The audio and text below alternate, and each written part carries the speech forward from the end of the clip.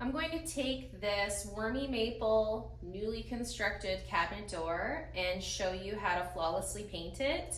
A very light color, it's an off-white. So first we're gonna want to prime this piece. And the reason you wanna prime is to make sure that you're not gonna receive bleed through of any of these dark spots. If you're painting something like pine, it's very common that you would have the knots bleed through. So that's why you want to prime your piece first. So you could apply paint a couple different ways.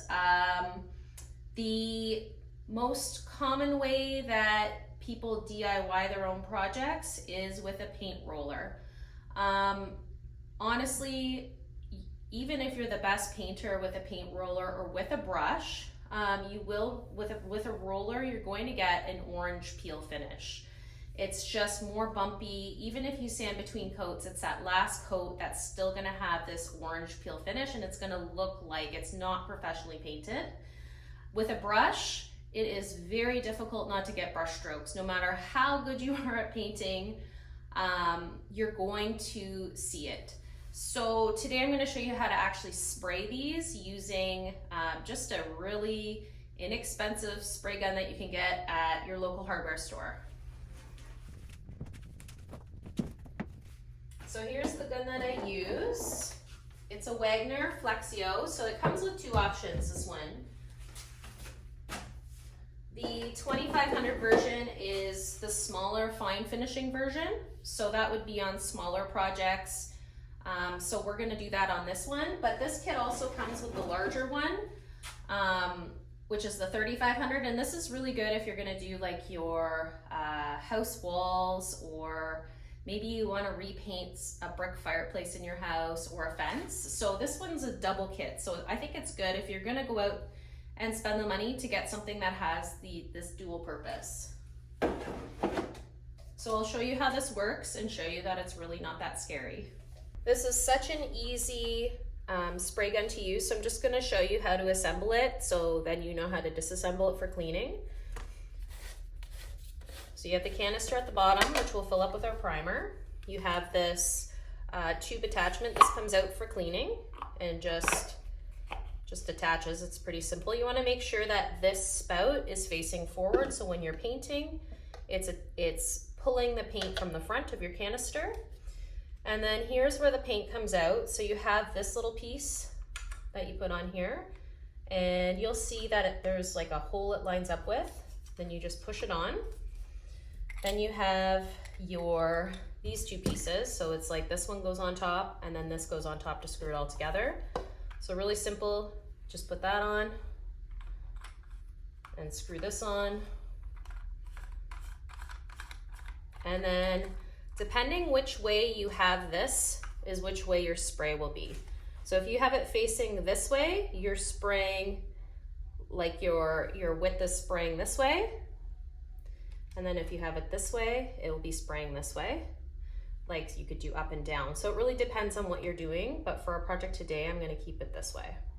And then when this is all done and put together, I'm just gonna show you now before I put the primer in. Just make sure everything's really tight. You don't want any loose seals or your gun will not spray well. I'm gonna take this part and you just put it on. Turn it and you're good. All right, this is the primer I'm going to be using today. I prefer this one. It's water-based. It's for interior and exterior, and as you can see, you can use it on anything. Tiles, eaves trough. It's showing the outside of your house. I just find this one to be the best price for what it does.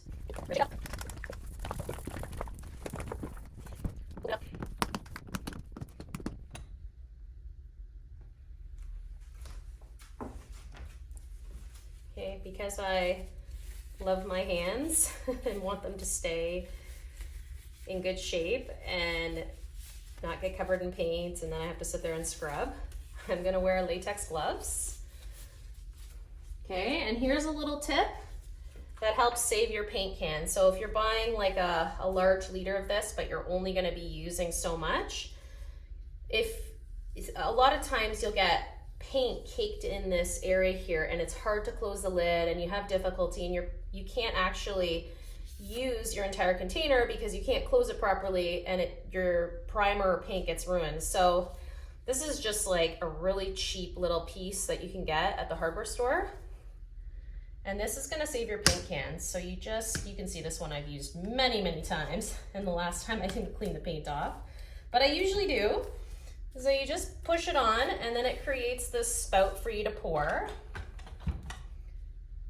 So we're gonna fill this up. I mean, we don't need very much because we're just doing one door to show you, but I'm just gonna still fill it a little bit here because your project will probably be much bigger, and I just wanna show you how to mix up the primer in your gun for the consistency. Okay, you see I just take that off and your lip's good there, so you can close this off. Now we just want to get some of the thickness out of this primer. I just want to show you how thick it really is. So something like this will not spray well through a gun. It's just too thick. So I just add some water. Honestly, I eyeball it every single time because whether you're watering down paint or a primer, it's kind of different. And basically the idea is you just want to mix it extremely well, right? Like I'll be here a couple minutes mixing this up, and then you want to get to a point where your paint drips really easily off this. Like that to me is still a little thick. Again, just remember, you don't have to be perfect. Oops, as you see, I splashed everywhere. I mean, really, it's an art, it's a craft. It's something you do a couple times before you really think you've perfected it, and then you go back to do it again and you find out something new about it. So the whole point is to just get started and just try it. So see, I like that consistency. Before we get started, there's one more important thing I wanted to share with you guys. I'm doing this the cheapest way possible, so I will have to paint this piece flat, let it dry, and then flip it over to do the back side. There are products out there where you can actually hang these from hooks. They go on racks and you can hang them from hooks. This one doesn't actually have any hardware holes, but you can hang hooks even from here. And then you can hang them and paint both sides at the same time. So that's a way to save you a lot of time. But if this is just a home project that you're doing, there is nothing wrong with painting the first side, letting it dry, and then flipping it over and doing the back side, especially when you have a lot of doors. I mean, really, it would be, 10 minutes to do all the doors. Let them dry to the touch, maybe an hour, and then you could flip them over. Okay, so I'm gonna get started. Very important, you need to wear a respirator. This spray gun emits very fine particles. It's a very fine spray, and you do not want that getting in your lungs. So this is the one I use. There's a whole bunch of different options. Again, just go to your local hardware store and you can ask them as well if you're not feeling confident.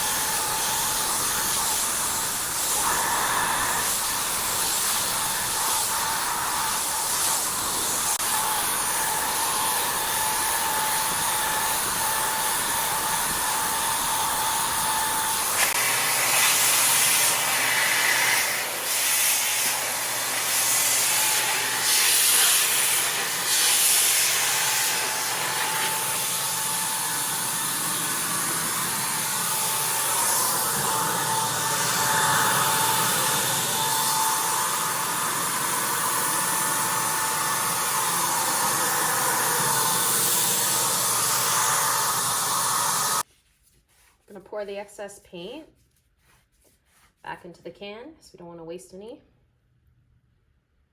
And then we'll just give our gun a wash with soap and water in the sink. and let that dry. Now that your piece is dried fully, you're gonna wanna sand it down. This is ultimately how you're gonna achieve the smoothest paint finish. So we're gonna use 220 grit sandpaper, okay, on a wall sanding pad. And we're gonna do it by hand, mostly because you have more control over using, say, an orbital sander.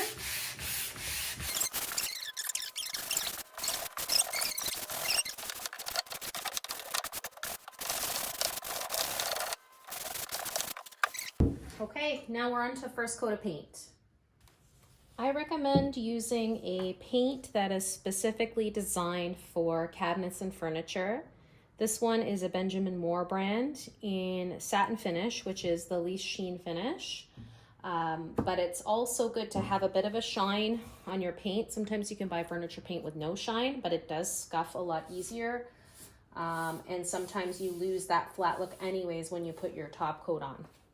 So, same thing as with your primer. We're gonna load it into our gun. We're gonna mix it with some water to make sure the consistency's just right. And then we're gonna spray this on.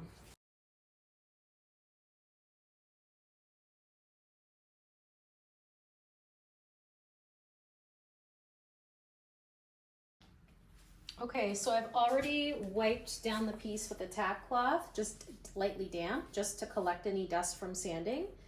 Now, I'm gonna plug our gun in and apply the spray the same way we did with the primer.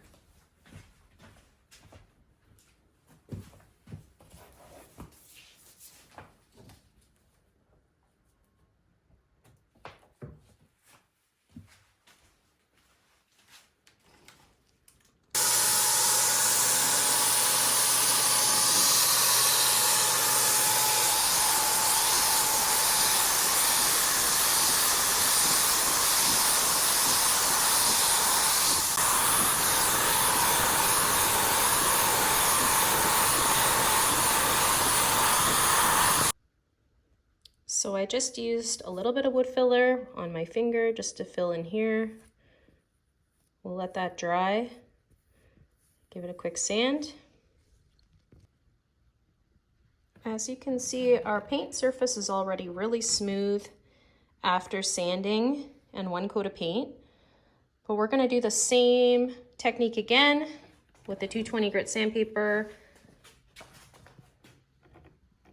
And then we'll just polish up these few patches that I made as well. And then we'll do our final coat of paint.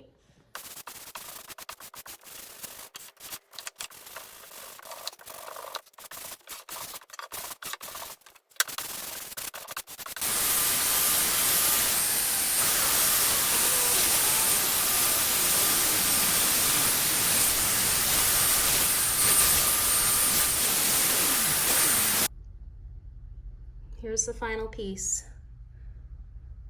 A flawless, smooth finish.